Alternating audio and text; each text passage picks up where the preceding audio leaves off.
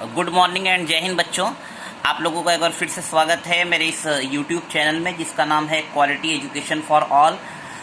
बच्चों, आप लोगों को इसके पहले कि मैं शुरुआत करूं अपने इस वीडियो के बारे में, एक बार अपने सभी प्यारे बच्चों से मैं रिक्वेस्ट करूंगा कि बच्चों, जिस हिसाब से आप देख रहे हैं लगातार खबरें आ रही हैं कोविड-19, जिस हिसाब से तेज़ी से इसका इन्फेक्शन बढ़ता जा रहा है, आप सब लोग कोविड-19 के जो भी गाइडलाइंस हैं गवर्नमेंट की ओर से उसको स्ट्रिक्टली फॉलो करें और अपने साथ साथ दूसरों को भी फॉलो करने को कहें।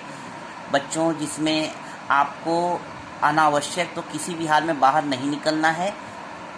मास्क का यूज़ करें, अपने हाथों को ढंग से सैनिटाइज करें और फिजिकल डिस्टेंसिंग यानी लगभग 6 फीट की दूरी का जो कॉन्सेप्ट है उसको फॉलो करें बच्चों, क्योंकि जितना प्रिकॉशन आप लेंगे उतना ही आप सेफ रहेंगे।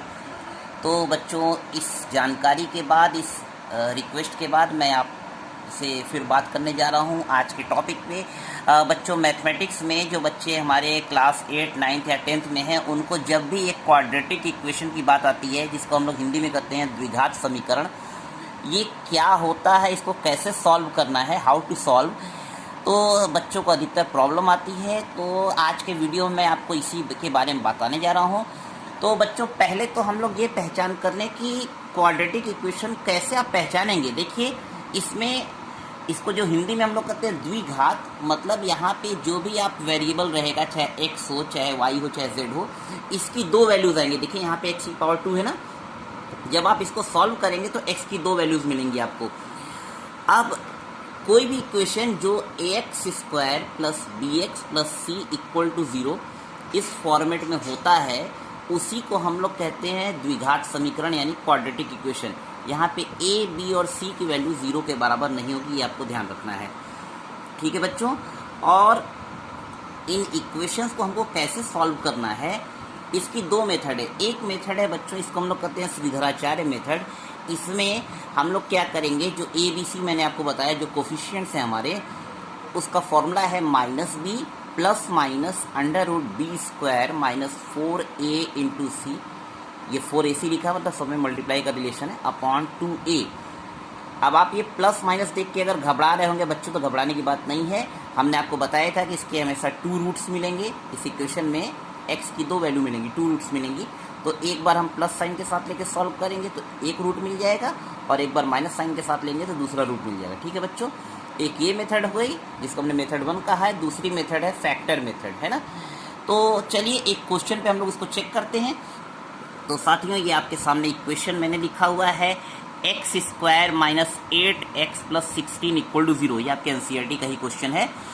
तो सबसे पहले बच्चों क्या करेंगे कि हम लोग इसको कंपेयर करके देखेंगे कि क्या ये ax square plus bx plus c वाले फॉर्मेट में सही बैठ रहा है। तो देखिए, आप इसको ऐसे भी लिख सकते हैं 1 इंटू एक्स स्क्वायर, ये जो माइनस लिखा है इसको आप ऐसे भी लिख सकते हैं प्लस माइनस 8x और प्लस 16 इक्वल टू 0। अब आप बड़े आराम से यहाँ बता सकते हैं कि a की वैल्यू 1 है, b की वैल्यू -8 है और c की वैल्यू क्या है बच्चों, 16 है। देखा आपने।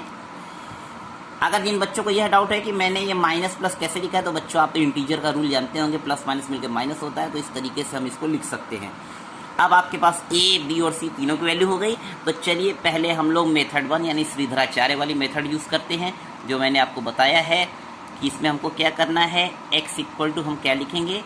अब देखिए, फॉर्मूला है -b plus minus √b square minus 4ac upon 2a। ठीक, तो ये बताइए b की वैल्यू तो ऑलरेडी माइनस में है, यानी माइनस माइनस मिलकर क्या होता है, प्लस होता है, तो आप ऑलरेडी 8 लिख सकते हैं ना।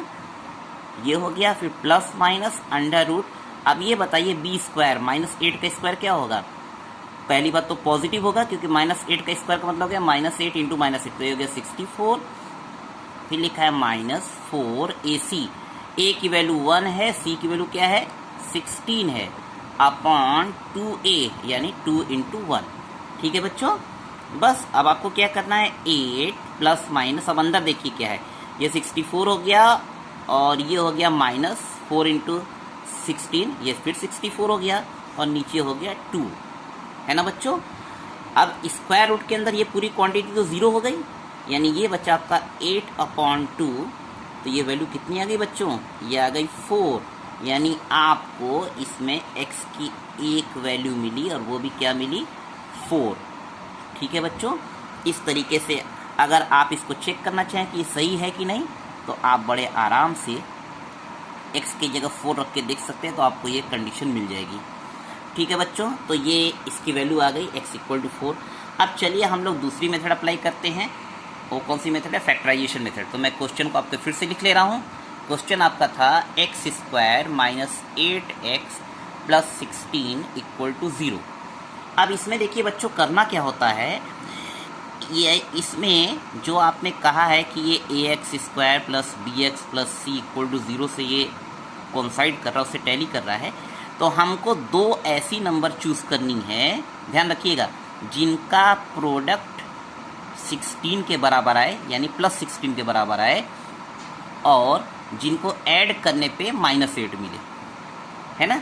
अब इसको आपको अपने से गेस करना पड़ेगा बच्चों कि हम क्या कर सकते हैं कि दो नंबर जिनका प्रोडक्ट 16 आए, वो भी प्लस में, और ऐड करने पे -8 आए। तो बच्चों ज़्यादा दिमाग लगाने की ज़रूरत नहीं है, आप थोड़ा सा ही प्रेशर अपने, थोड़ा सा ही आप ध्यान देंगे तो आपको पता चल जाएगा।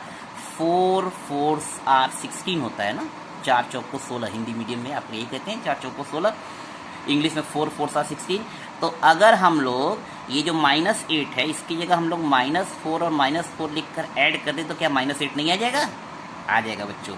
और -4 और -4 का मल्टीप्लाई कर दें तो 16 आ जाएगा।